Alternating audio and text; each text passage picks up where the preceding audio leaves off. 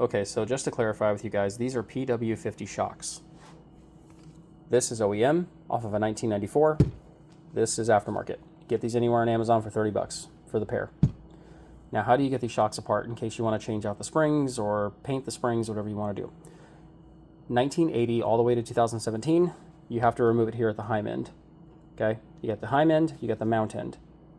You got to remove it at the Heim cap in order to get this thing apart, which means you have to force down the spring, and you got to get a wrench right in there between that plastic and the cap. When you pull down far enough, you see the lock nut, and you can loosen it there. On 2018 and newer, the mount end right there, you can see the bolt comes through the body all the way up to the top of the mount. You can just basically, it's easier to get to. It's like right there, you can see it. Put a wrench on that. Things come right. It comes right off. Bob's your uncle.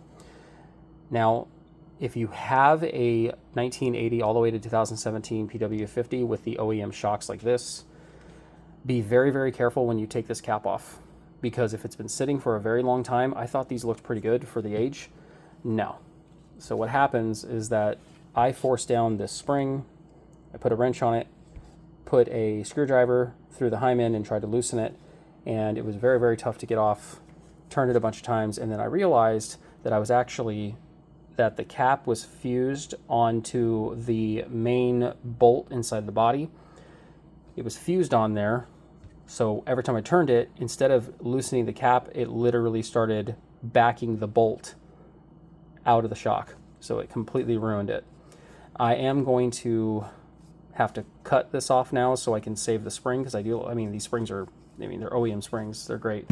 But this one's going to get taken apart because the bike is going to powder coat. We're going to powder coat it yellow, and going to have like an old Yamaha yellow look to it. So I want these springs painted to match. But these are actually really nice because they're kind of like, if you have a silver color, like a metallic, that's going to look really good.